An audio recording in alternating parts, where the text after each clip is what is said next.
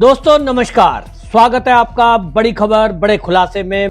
दोस्तों राहुल गांधी एक बार फिर वीर सावरकर पर टिप्पणी करने के बाद फंस चुके हैं। अब की बार उन्होंने वो टिप्पणी अपनी दक्षिण अमेरिका की जो यात्रा है उन देशों में वो कोलंबिया यूनिवर्सिटी में बात करते हुए बोल रहे थे और उन्होंने एक बार फिर से उस बात का जिक्र कर दिया जिस बात को लेकर उनके ऊपर भारत में केस चल रहा है। सवाल यह है कि राहुल गांधी लगातार आरएसएस और वीर सावरकर के अपमान पर बातचीत क्यों कर रहा है। राहुल गांधी को लगता है कि वीर सावरकर उन्होंने एक टारगेट किया है। क्यों? क्योंकि वो हिंदू की बात करते थे, वो हिंदू राष्ट्र की बात करते थे और संघ भी हिंदू राष्ट्र की बात करता है। दोनों में इन्होंने समानता देखी तो इन्होंने तय कर लिया कि इस देश में हिंदू की बात करने वाला, हिंदू राष्ट्र की बात करने वाला कोई भी हो उसके खिलाफ ये पूरा नैरेटिव गढ़ेंगे। और इसीलिए राहुल गांधी के जितने भाषण विदेशों में हुए हैं या देश के अंदर भी, वो कभी भी ना तो पीएफआई बैन करने की बात करते और ना उन्होंने जब सिम्मी यहां काम कर रहा था कभी सिम्मी के खिलाफ कुछ बोला। अगर राहुल गांधी और पहले के जितने भी कांग्रेस के नेता रहे हैं उन सबने यदि बोला है तो आरएसएस के विरुद्ध बोला है। राष्ट्रीय स्वयंसेवक संघ एक तरफ अपना 100 साल पूरे होने पर उत्सव मना रहा है। पूरा देश और दुनिया राष्ट्रीय स्वयंसेवक संघ को जाने और अभी तक की जो 100 वर्ष की यात्रा है उसको जानने के बाद पूरी दुनिया इस बात को कह रही है कि पूरी दुनिया का सबसे बड़ा सामाजिक संगठन यदि कोई है वो राष्ट्रीय स्वयंसेवक संघ है, जिसके ऊपर आज तक कांग्रेस की जब सरकार रही, 2014 के पहले कांग्रेस की केंद्र में सरकार रही, कई राज्यों में सरकार रही, बैन करने के प्रयास तो किए लेकिन सुप्रीम कोर्ट तक में भी मामला आया, बैन नहीं हो पाया संघ पर। क्योंकि इस राष्ट्रीय स्वयंसेवक संघ नित्य प्रति खुलकर पार्कों में, खुले मैदानों में अपनी शाखा लगाता है। कोई बात छुपकर नहीं है, कोई हिडन एजेंडा नहीं है, कोई बिल्डिंग के अंदर बैठ के नहीं है, कोई भी उनके कार्यक्रम में जा सकता है और सुन सकता है। उनका एक ही ध्येय वाक्य है, वसुदैव कुटुंबकम। ये पूरी वसुधा, ये पूरा हमारा एक कुटुंब है और इस धारणा को लेकर के मोदी जी जो आज चल रहे हैं, सबका साथ, सबका विकास, सबका विश्वास, सबका प्रयास। लेकिन राहुल गांधी विदेशों में जब भी जाते हैं वो कहते हैं साहब भारत में तो अल्पसंख्यक खतरे में है। उन्होंने तो यहां तक कि सिखों पर टिप्पणी कर दी, उसको लेकर भी उनके ऊपर केस है। उन्होंने कहा कि जो भारत है वहां गुरुद्वारों में सिख पगड़ी पहनकर उनको जाने नहीं देता, गुरुद्वारों में प्रार्थना नहीं करने देते।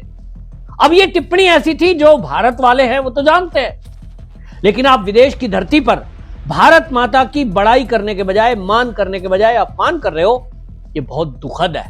नेता प्रतिपक्ष राहुल गांधी, आप राजनीति करें, ये आपका काम है क्योंकि आप राजनीति में हैं, तो आप सरकार के आप दोष गिनाइए। आप विदेशी धरती पर हो या भारत की धरती पर, आप गिनाइए कि मोदी सरकार 2014 से केंद्र में आई है, उनके क्या क्या गलत फैसले हैं, कहां कहां भ्रष्टाचार किया है, क्या गलतियां की हैं। लेकिन राहुल गांधी ऐसा नहीं करते क्योंकि राहुल गांधी को मोदी सरकार का कोई काम ऐसा मिलता नहीं जिसमें वो ये कमी निकाल सकें कि मोदी जी ने पिछले 11 साल में ये गलत फैसले लिए हैं। उनका जो भी एजेंडा है वो फेल हो जाता है। 3 कृषि बिल को लेकर के आंदोलन किया, सीए को लेकर आंदोलन किया, एनआरसी को लेकर आंदोलन किया और झूठ बोलते बोलते वोट चोरी के मुद्दे तक आ गए। लेकिन जनता ने राहुल गांधी के सभी जो मुद्दे थे उनको नकार दिया। अब शिवसेना, उद्धव ठाकरे की शिवसेना जो उनकी अलायंस है, वो भी अब ये कह रहे हैं नेताजी आप मुद्दों की बात करिए, नेताजी आप मुद्दों की बात करिए, मुद्दों से अलग हटकर आप हिंदू, हिंदुस्तान और हिंदुओं के जो प्रेरणा स्रोत हैं, वीर सावरकर, महाराष्ट्र में तो उनको पूजा जाता है। आप सोचिए कि आप उस महान वीर स्वतंत्रता सेनानी का लगातार अपमान कर रहे हैं। क्यों? ये राहुल गांधी से पूछना चाहिए, पत्रकारों को भी पूछना चाहिए। भाई आपके दिल और दिमाग में ऐसा क्या घुस गया है कि आप लगातार वीर सावरकर के बारे में गलत बातें बोल रहे हैं। विदेश की धरती पे जाके वो एक कह रहे हैं, जो एक किताब का हवाला देते हुए कहते हैं वीर सावरकर और उनके 5 साथियों ने मिलकर मुस्लिम युवक की पिटाई कर दी और एक किताब में लिखा है साहब, उन्होंने कहा मुझे बड़ा आनंद आया। तो राहुल गांधी, सवाल यह है कि ना इस समय वीर सावरकर जिंदा है, ना उनकी किताब वो जिंदा है जिसकी आप जिक्र कर रहे हैं। वीर सावरकर ने कितनी किताबें लिखी हैं, उनकी जिक्र नहीं कर रहे। किसी एक कम्युनिस्ट वामपंथी ने कुछ लिख दिया, उसको हमेशा कोट कर रहे हैं। तो इसको लेकर के अब वीर सावरकर के जो हैं रंजीत सावरकर, उन्होंने इस पर आपत्ति दर्ज की है और उन्होंने कहा कि जिस तरह से राहुल गांधी विदेश में जाकर इस तरह की बातें कर रहे हैं, उनके ऊपर कानूनी कार्रवाई करूंगा। कानूनी कार्रवाई पहले भी की हुई है। वीर सावरकर की इसी किताब को कोट करते हुए जो टिप्पणी उन्होंने की, इसको लेकर पहले ही केस चल रहा है। राहुल गांधी अभी उन केस का सामना कर रहे हैं, लेकिन राहुल गांधी को लगता है कि इस देश में जो न्यायपालिका है, आज न्यायपालिका का जो हाल हम देख रहे हैं, और राहुल गांधी को लगता होगा मेरा तो कोई कुछ बिगाड़ ही नहीं सकता। ये जितने भी सुप्रीम कोर्ट में चीफ जस्टिस बनकर आ रहे हैं, लगातार हम तो देख रहे हैं उनकी टिप्पणियां, ऐसी टिप्पणियां हैं कि कोई भारतीय जनता पार्टी का नेता कुछ बोल दे तो तत्काल वो स्वतः संज्ञान तक ले लेते हैं। लेकिन राहुल गांधी कुछ बोले, वामपंथी कुछ बोले, विशेष समुदाय के लोग कुछ बोल दें, उनको पूरी छूट है। सुप्रीम कोर्ट कतई उन पर कोई कार्रवाई तो दूर, टिप्पणी तक नहीं करता। तो राहुल गांधी को लगता है कि मेरा तो कुछ होगा नहीं, करो केस, केस करो, प्रसिद्धि मिलेगी, जेल में डाल दोगे तो बहुत सारे गांधी परिवार के गुलाम ऐसे हैं जो सड़कों पे आंदोलन करेंगे और कहेंगे मोदी जी तो डर गए, और इसीलिए इनका अहंकार बढ़ता जाता है। हालांकि इस बात को लेकर के जो प्रदीप भंडारी हैं, उन्होंने इस टिप्पणी को लेकर और विदेश में दिए गए वक्तव्य को लेकर गंभीर टिप्पणी की है और उन्होंने कहा कि जो राहुल गांधी है ये देश विरोधी है।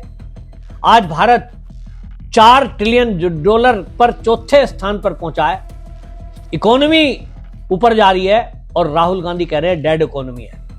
इसको लेकर प्रदीप भंडारी ने क्या कहा, आप सुनिए। देखिए, राहुल गांधी एक भारत विरोधी व्यक्ति है कि जो व्यक्ति हिंदुस्तान से नफरत करेगा, भारत के प्रोग्रेस से नफरत करेगा, वही विदेशी धरती पर जाकर ये बोल सकता है कि भारत लीडर नहीं बन सकता।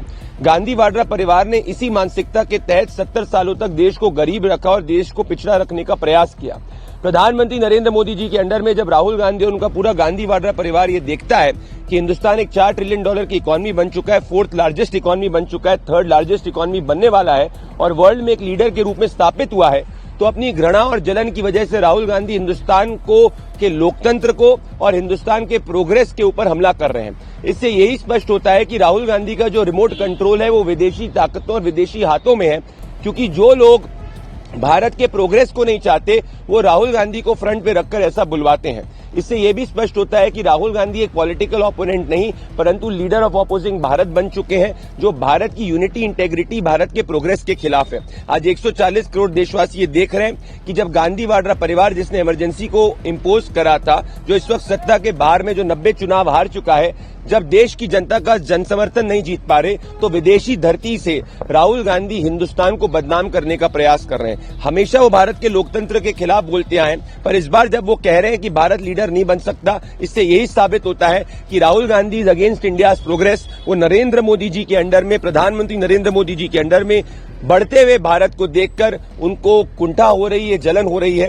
आज राहुल ने यह साबित कर दिया है कि Rahul Gandhi is not a political opponent. Rahul hates India, Rahul hates India's progress, and this is why we say Rahul Gandhi's intention and integrity is not pro India, it is anti India. Rahul Gandhi सबसे बड़े नफरती व्यक्ति हैं। जो व्यक्ति भारत के प्रोग्रेस के खिलाफ नफरत फैलाता है, ये कहता है Bharat can not be a leader, उससे यही साबित हो चुका है कि राहुल हेट्स इंडिया स्ट्रेंथ।